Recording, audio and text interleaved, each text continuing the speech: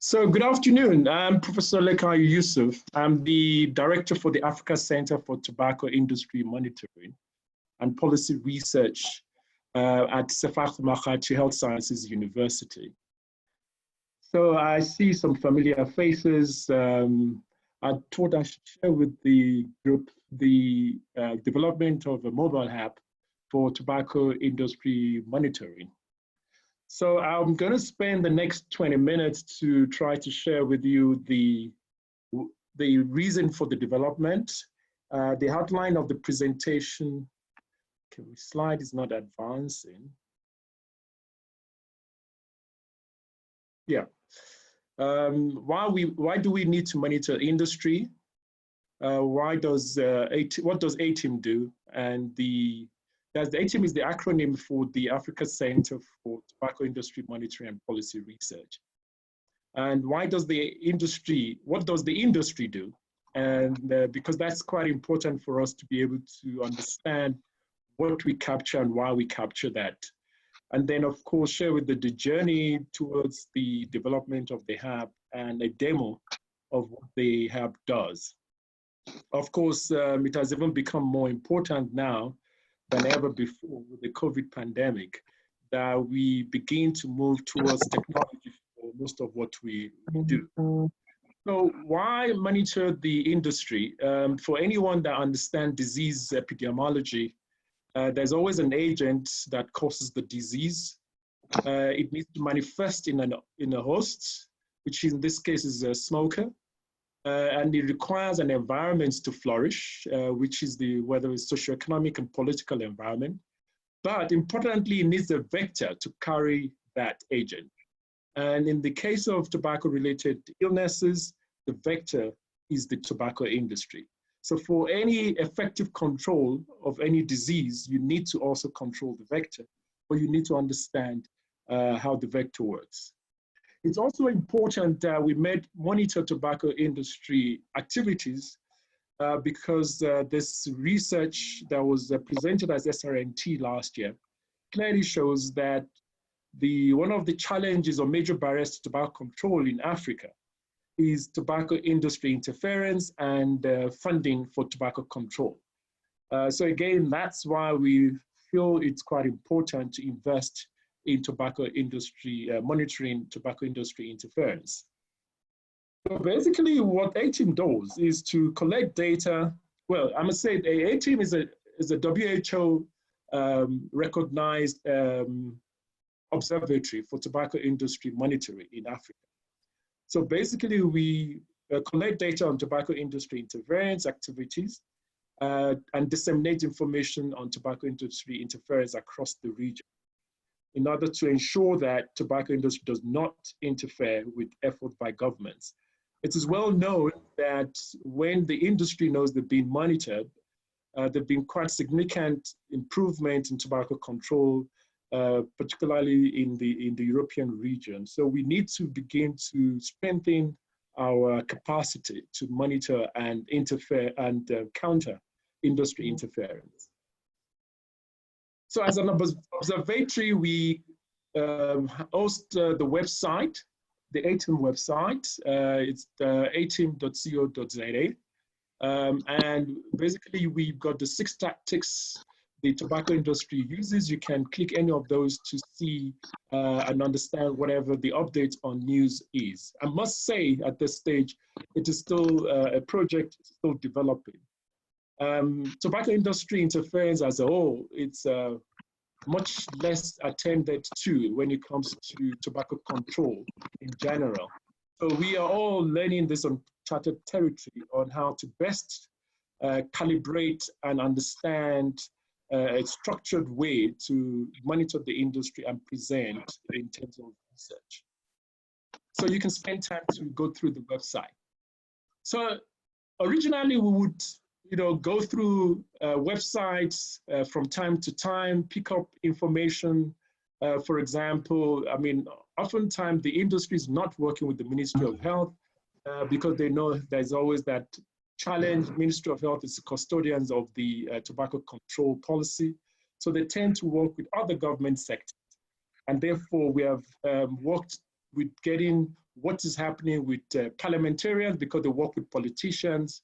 So you need to find a way to get yourself subscribed to information happening in the parliament or get someone to update you. We've also had the opportunity to look at this master plan of Philip Morris, which was unveiled through the Reuters investigative journalist.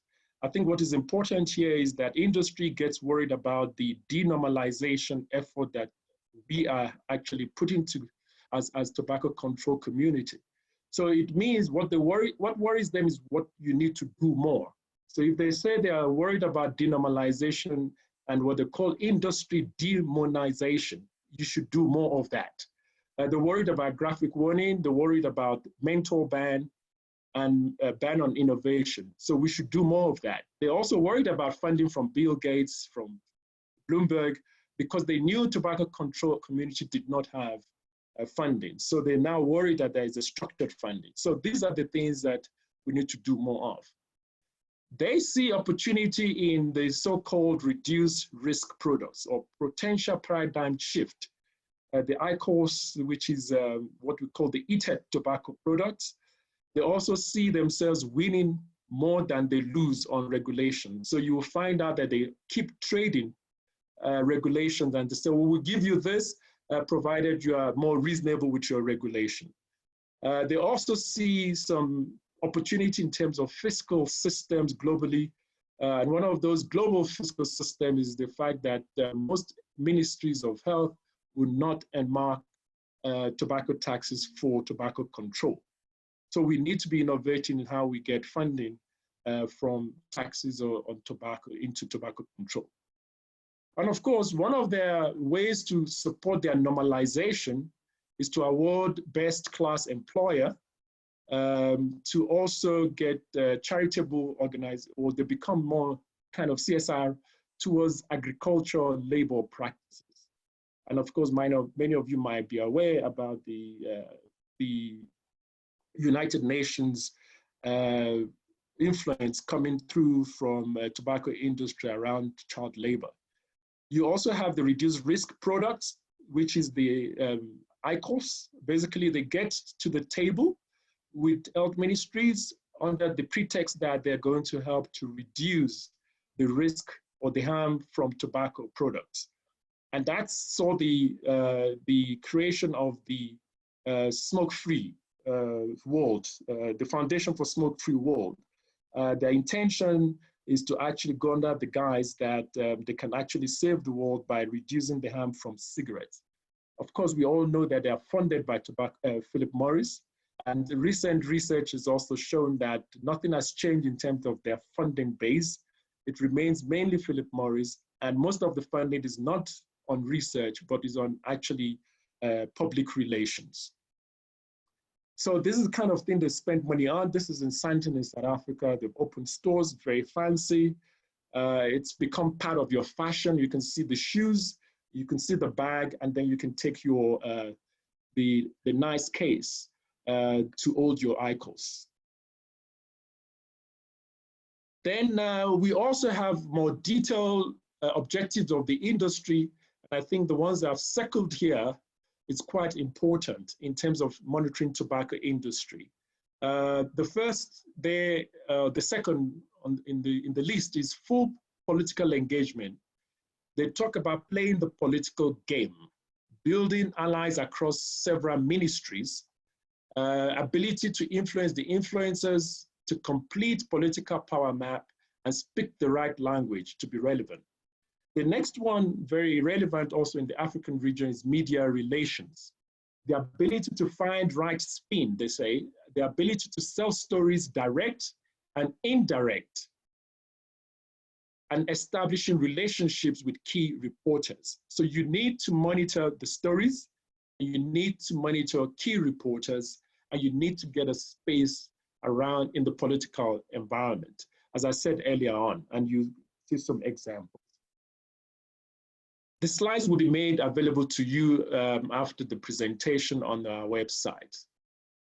So where did we start in terms of developing our monitoring? So we started with a little tracking manual Excel spreadsheet, looking at the media in particular in South Africa and in Uganda. We had a couple of meetings to develop this further, and we started tracking some statements, and we refined as we went along. And of course, more recently, we then got a project to look at 10 priority countries, covering almost half of the continent in terms of the population sizes of these 10 countries. So this is what our tracker used to look like. It was an Excel spreadsheet. You can see it gives you the purpose on top and how to use the tool. So this is a tracker for meetings. And if you look down, you'll see it's got separate workbooks for media, for public statement, legislative, or whistleblowing. So it allows you to track meetings, could include a TI hosting an NGO or a policymaker that pertains to implementation or capacity building workshop or any other form of training, which they usually do. So you might be able to get someone to, if they attend, they can make notes of those who attended and the purpose of that meeting.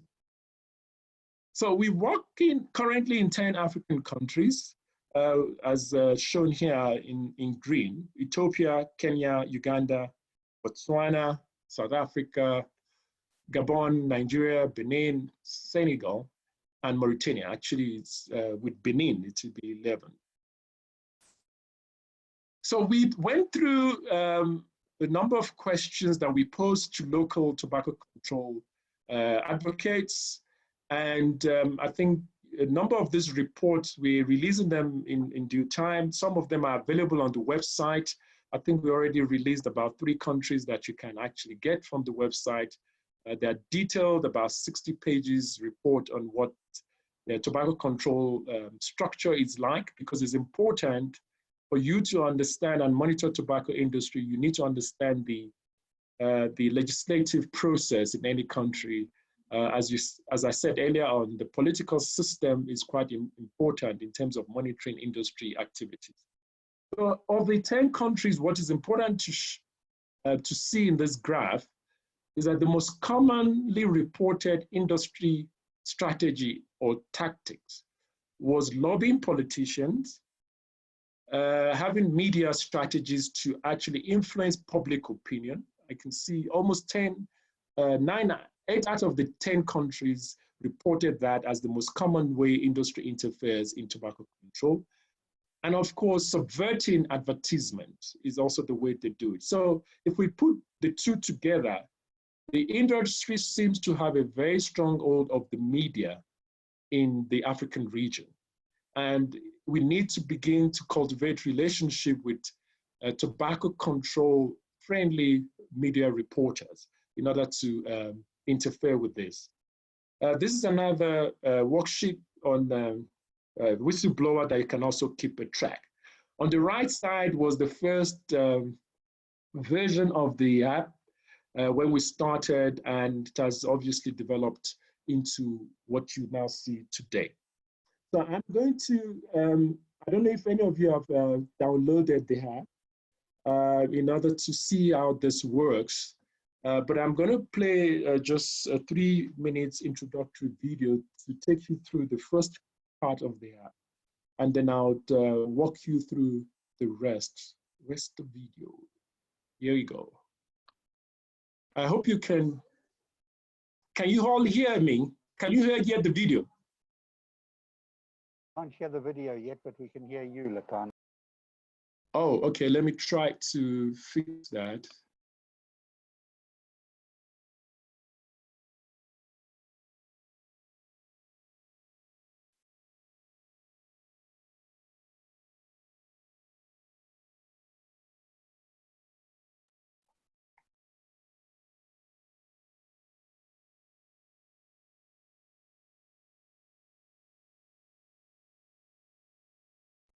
Take it back to the beginning, Lakan, because it's already standing on 24 seconds.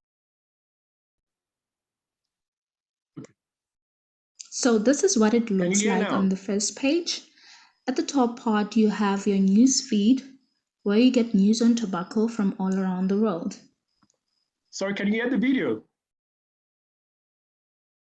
Yes, we heard some lady talking, but it seems disjointed. And then as you go down, media, public statements, legislative, whistleblowers, promotion, and product innovation. And on your right, you have a view all option where you get to view all the data that you have entered. Let's click on meetings. You get a view and create option. The view option is when you want to view the data that you've entered, and the create option is for new entries. When you go down, you have entry option for country. Then you can select your country, date, can select your date, can select the organizer of the meeting, what is the purpose of the meeting. You can list the participants that are at the meeting, state whether the meeting is private or public, state the outcome of the meeting, choose the TII category of that meeting as the industry interfering with the government, threatening litigation, manipulating public perception, and then you could leave a note at the end.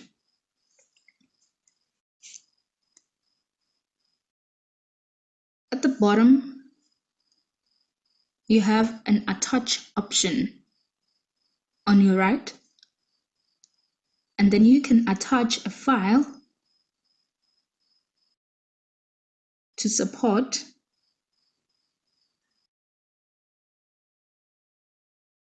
or a supporting document, and then afterwards you can click submit. The same goes for media.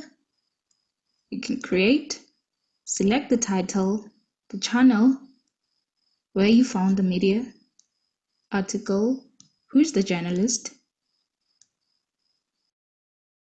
You can attach the source in form of an attachment, document, or a URL link.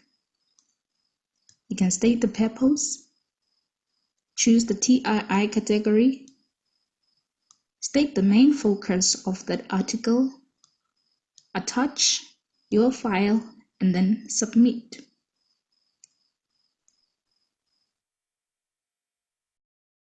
Also for public statements,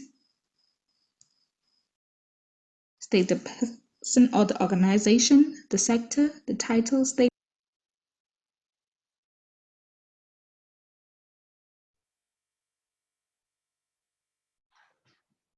Okay, that's the video. Were you able to follow the video? Lacan, I think the voice was a little bit disjointed from the pictures on screen, so it wasn't quite connecting, but I got the gist of it. So I'm going to take you through this again. So I don't know if any of you have downloaded the app. Does anybody yes, on I've the downloaded the app. Yes, I have downloaded the app. So yeah. in terms of the media entry, so once you click on the media entry, it's going to give you an option to either view an existing entry, or you can create a new entry. Once you select create, then you see the menu that allows you to select your country, a date. It is possible that it might be a media a news article that you found today, but it was dated 2 months ago. So you can actually choose to put the correct date when the media article actually appeared. And then you type in the title of the media article, the channel, whether it was on internet or as a newspaper. Important to also put the name of the journalist or journalists who was involved, and then the source, That means you can either put the URL or actually the exact article.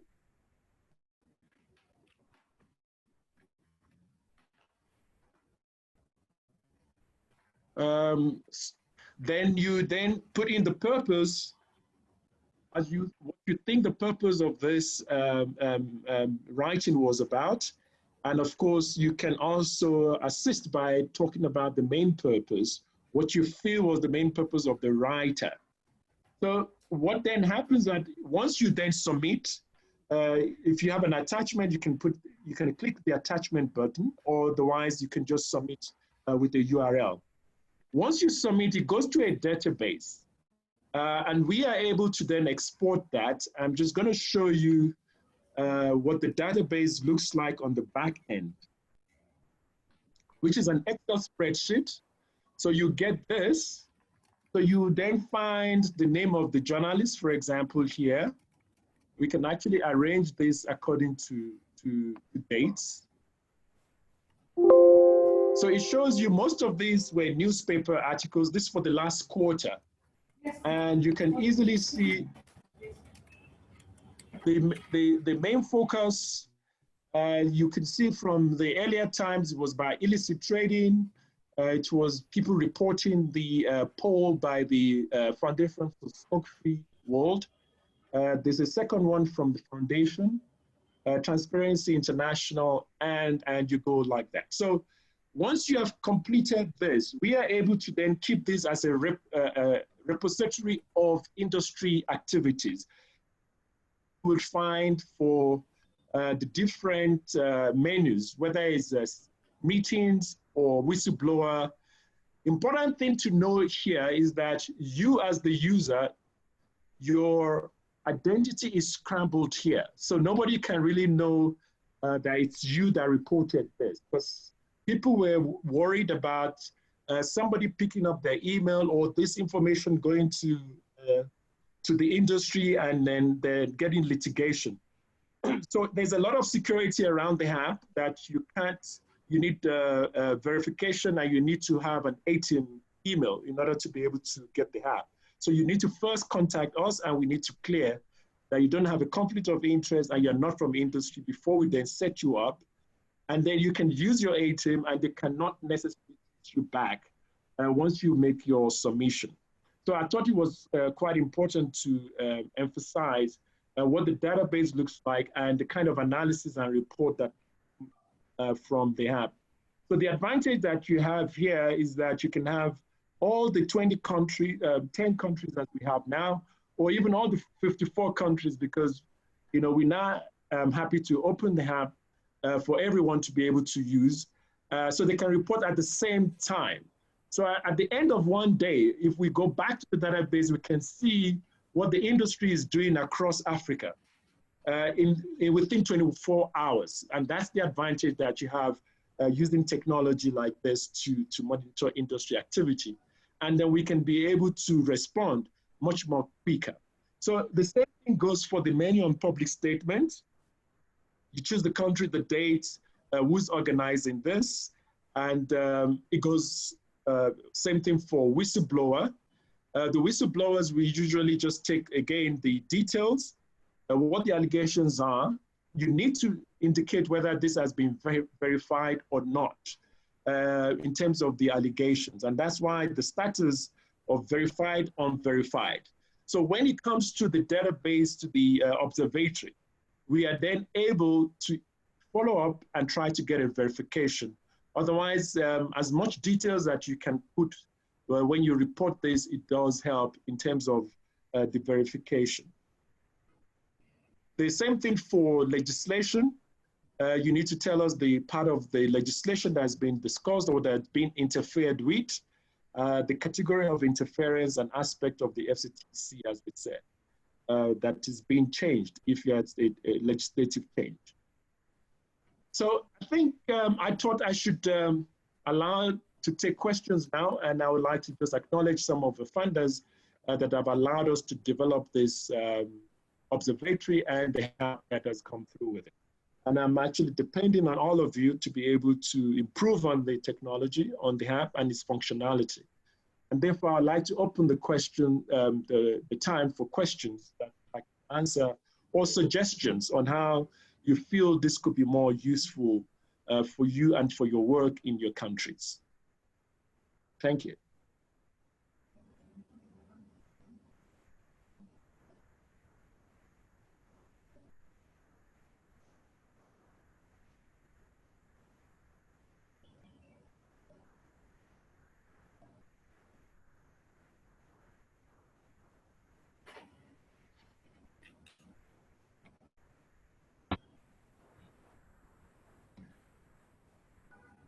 Any questions?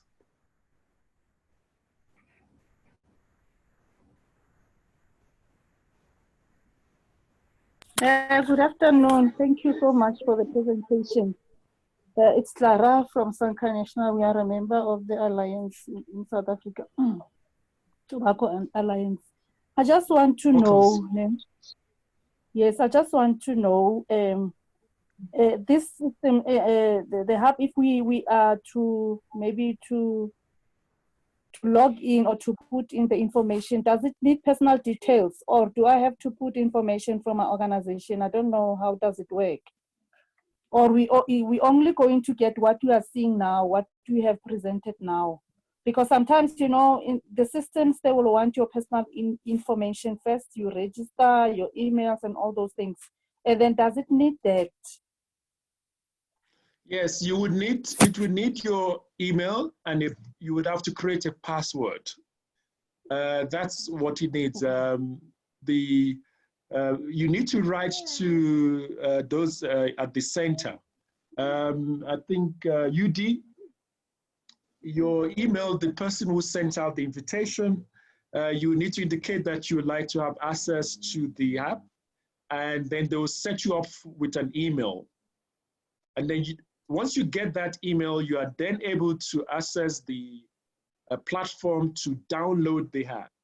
Once you have downloaded the app, you just need, again, that email that they sent to you and a password of your own. You will create a password, and from there on, you have access to the app. Okay, thank you. Yeah, so just to add on what Prof was saying, Clara, is that the center will create an email, so you don't use your personal email. So we'll create an ATIM email address for you and give you the password, which you will be able to change so that no one will be able to access your emails but yourself. So that very same email address is the one that you would use to log into the app. Okay, all right, thank you.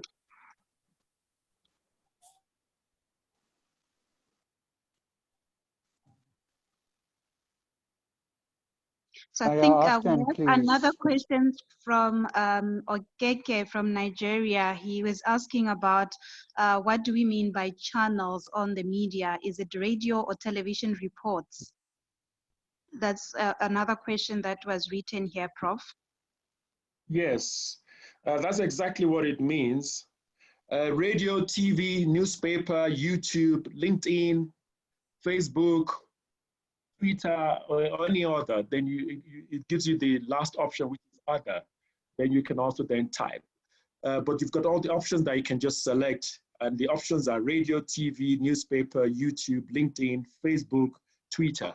So it allows you to actually begin to look at these different places. This is where you find industry work. Sometimes they would put it on the YouTube. So once in a while, maybe once a week, you can go to YouTube and type in Smoke-Free World, Foundation for Smoke-Free World.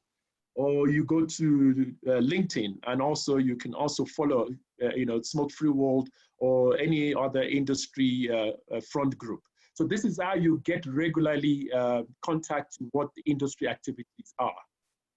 So it actually prompts you to also begin to understand what to look for and where to look for information. That's the other purpose of the app. Okay. Prof, the other two questions that have also arisen is the frequency of using the app. How often are people supposed to use the app, and why are we supposed to use just the ATIM address and not the personal email address? Yeah, so in terms of frequency, you can use it as often as you find news, because it's just on your cell phone. So you may be working or driving or in a public transport and you find a billboard. You can take a picture, you upload it and report it straight in your app. So it's something that you use anytime, every time. You know, it is not a matter of, there's no particular, because it's available to you 24/7 to be able to use it. Now, in terms of not using your private mail, is the additional security that we've decided to put in for the app. As you know, there's going to be an attempt for industry and front groups to try to come into this in order to be able maybe to break it or to break into the database behind the app. So we want the extra firewall that we want to know who is actually accessing. That's why we've also not put it on Google Play yet, to be able to be sure that we have a community that we actually trust. So the additional security feature is that you need to contact the center so that we know who you are in order to be then able to give access to the app.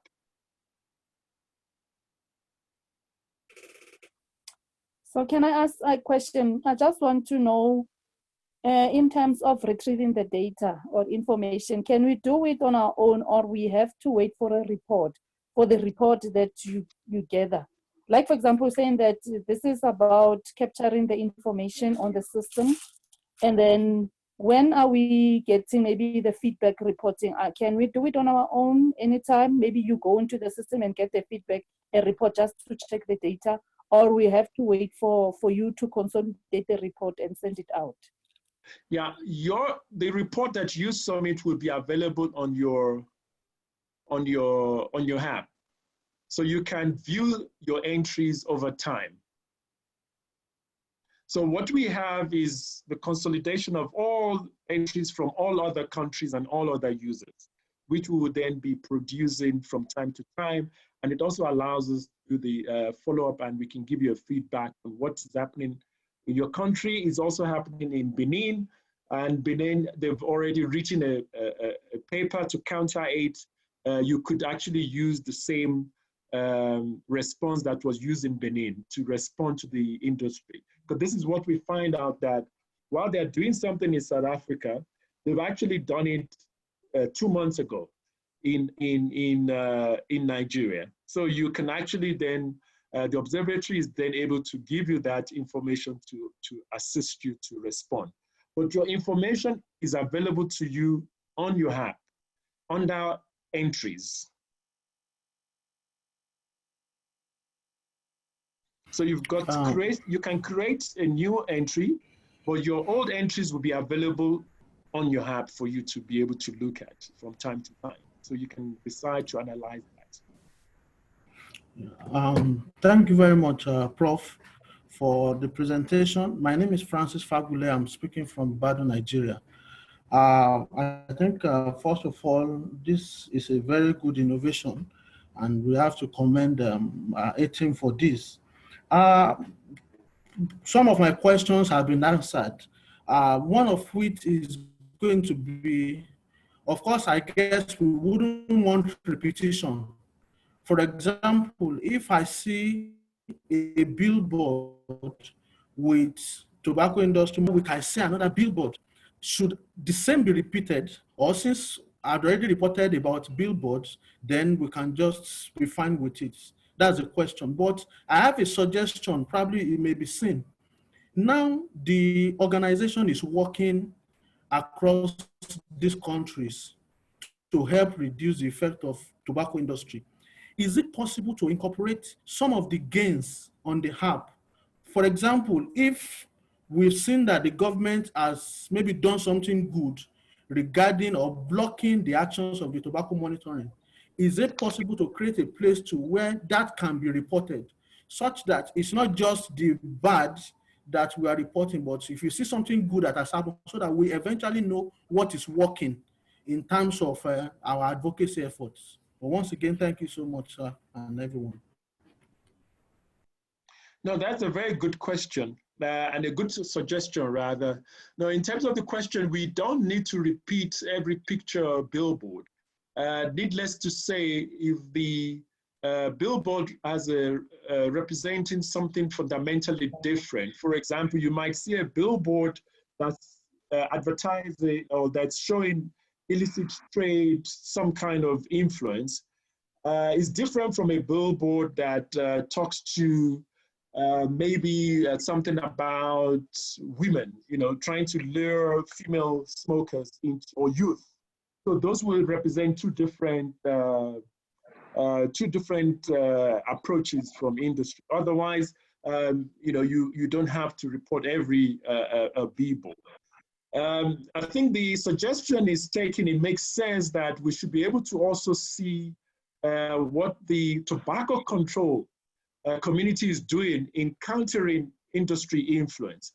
So we would work on that, but I think in the immediate term, one could probably report in the same categories using the, to say who was the journalist. Obviously the journalist, or you might be the journalist in this, if you write something into the newspaper that counters industry in a particular tactics, you can still use that tactics, but when we analyze, we will then realize that, no, this is not about interference, but it's actually about countering interference.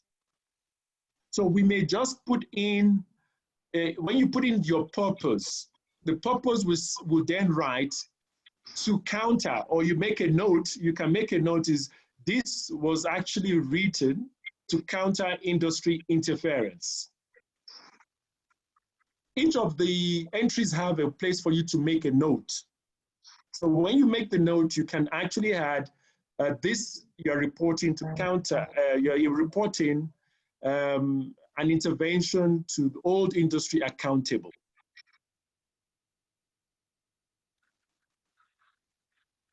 Is that understood?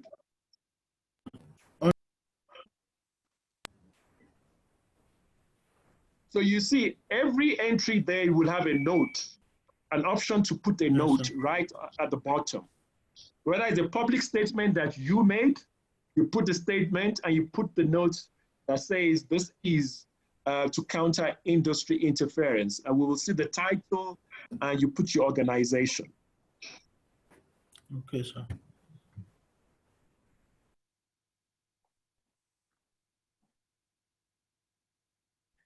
Is there any other question?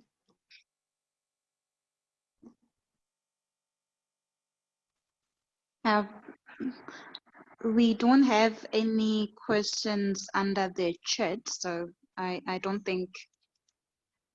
Or any suggestions?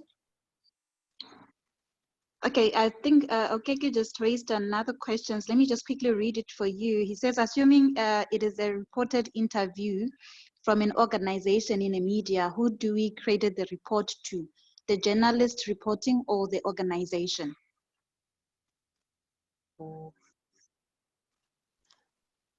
Assuming it's a reported interview from an organization in the media. So in the media, the organization is responding in the interview.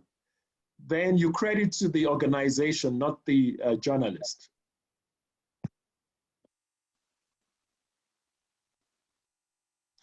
The journalist is interviewing the organization. So it's the organization that is actually providing that information.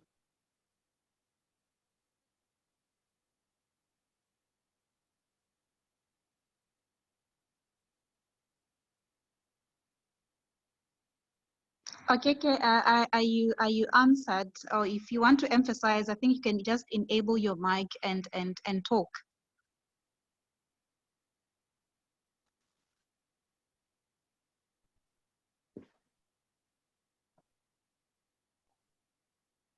Yeah, UD, I think I'm good. I'm good with the answer provided by Prof. Okay.